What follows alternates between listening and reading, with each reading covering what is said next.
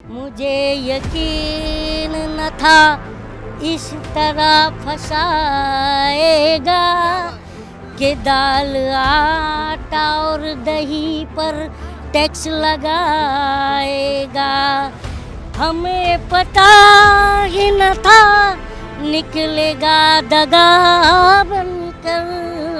जब तक ये इनको हम कुर्सी से भेज न देंगे झोला पकड़ा के, तब तक आते रहेंगे।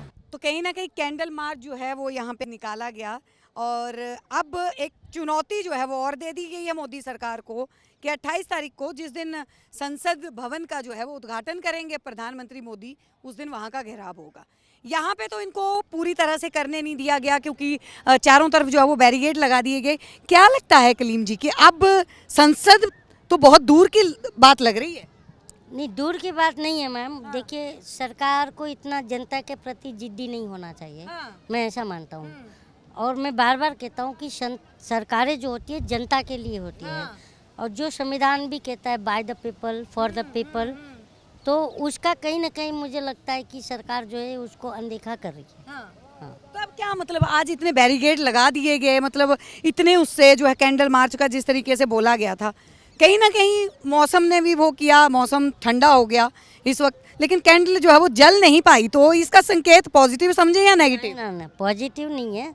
अभी देखिए, एक सवाल तो ये भी है ना कि ये जो लड़ाई है ये किसी विनेश फोगाट और साक्षी मलिक की नहीं।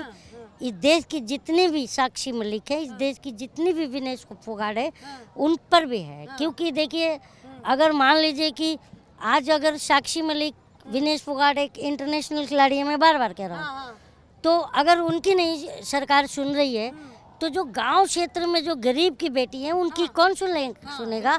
वो डरी सहमी महसूस करेंगी क्योंकि भाषण दे रहे हैं, खबर जा ही रहा है ना। भाषण दे रहे हैं हंसते हुए बृजमोहन, और ये पूछ रहे हैं कि पहले ये साक्षी मलिक और विनेश फोगाट ये बताएं कि कहाँ पे हुआ था इनके साथ शोषण, कैसे हुआ था और कहाँ कहाँ किया गया था, ये बताएं। मैं समझता हूँ कि अब बृजभूषण को कोई सीरियस नहीं ले रहा है।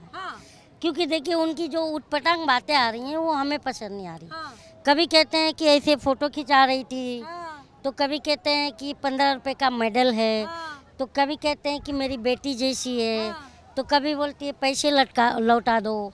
तो ये इस तरह की बातें नहीं होनी चाहिए, जो हमें पसंद नहीं आती। आप कह रहे हैं कि सीरियस नहीं ले रहे हैं, अगर सीरियस नहीं ले रहे हैं तो बताइए यहाँ पे इतने लोग, आप लोग प्रदर्शन क्यों कर रहे हैं? उनको सरकार सीरियस ली हुई है ना। हम जनता लेते तो नहीं प्रदर्शन करते ना। तो सीरियस कौन हो जाएगा बाद में? बृजभूषण हो जाएगा या फिर पहलवान सीरियस होके? हम चाहते हैं मैम, देखिए हमारा ये मानना है, हम जनता है, हम ये चाहते हैं कि सत्ता और जनता के बीच ट्रांसपेरेंसी रहे। ये लग रहा है कि हो रही है, नहीं हो रही है, जब भी तो हम आए हैं ना।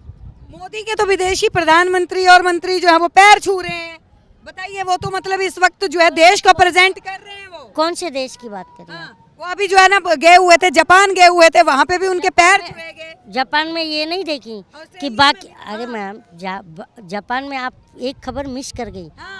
ठीक है, गले मिलते वाला खबर को आपने पकड़ लिया और बाकी खबर तो पकड़ी नहीं। बाकी आप बता दीजिए। जब बाइडन साहब घुसे तो प्रधानमंत्री खुद ही कुर्सी छोड़कर आओ भाई।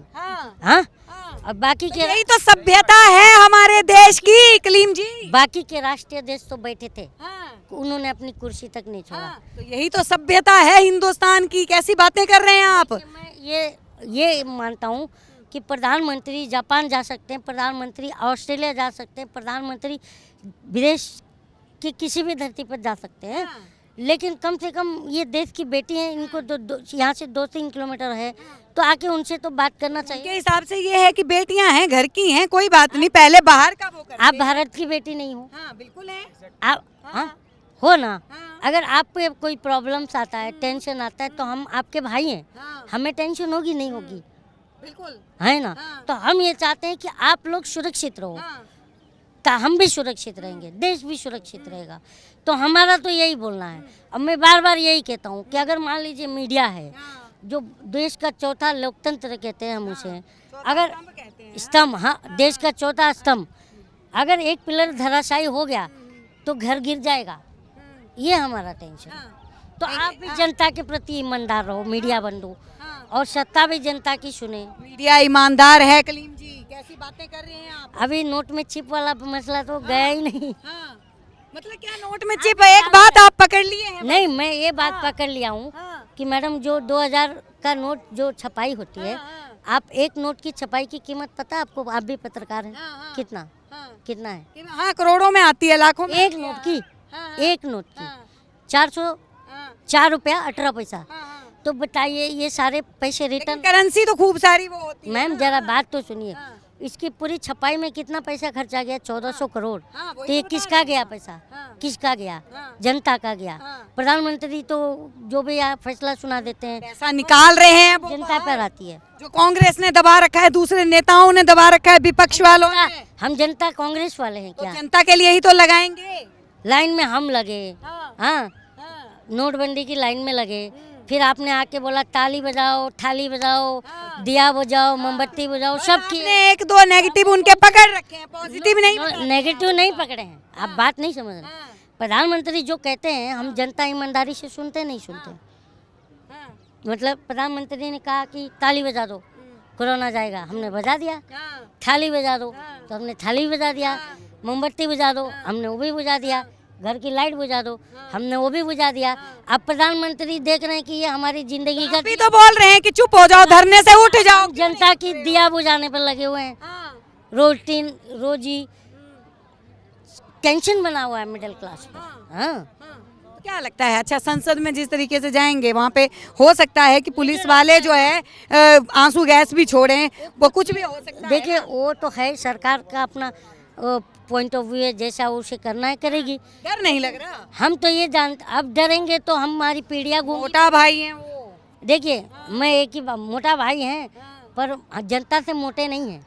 हाँ, तो मेरा यही कहना है कि मान लीजिए प्रधानमंत्री का, अब हम जनता का ये जो रवैया देख करके अब लगता है कि हमारा पहले उनसे बहुत ज़्यादा लगाव था, अब ब्रेकअप होने जैसा लगे। क्या बात है, ब्रेकअप हो गया जनता का। हाँ, और हम ऐसा लगता है ना कि रहा जो दिल में, रहा जो दिल में तरक्की का बादशाह बनकर, नजर चुराता है अब वो ही बेवफा बनकर, बेवफा बनकर। और आगे ये है कि हम जनता को यकीन नहीं था, मुझे यकीन न था इस तरह फंसाएगा कि दाल आटा और दही पर टैक्स लगाएगा। हमें पता ही न था निकलेगा दगा बनकर। यही है, अब ब्रेकअप हो गया। क्या बात है, एक नया नया गाना बी प्राक और जानी का और आ गया है 24 मेरे को लग तक। रहा है मेरी जिंदगी से जाने का क्या लोगे तुम, बहुत वायरल हो। 24 तक आते रहेगा मैडम जी, जब तक ये इनको हम कुर्सी से भेज ना देंगे झोला पकड़ा के, तब तक आते रहेगा, तब तक आते रहेगा। तो देखिए कलीम शेख जी हमारे साथ जुड़ चुके थे और जो कैंडल मार्च निकला उसके ऊपर जो है उन्होंने अपनी बात रखी। अब देखना होगा जब 28 तारीख आएगी कि 28 तारीख को क्या होता है, लेकिन उससे पहले जंतर मंतर की लाइव तस्वीरें जो है वो हम आपको दिखाते रहते हैं, पल पल के अपडेट आपको देते रहते हैं। बने रहिए हमारे साथ, देखते रहिए सौगंध टीवी। आप देख रहे हैं सौगंध टीवी, सौगंध वतन की।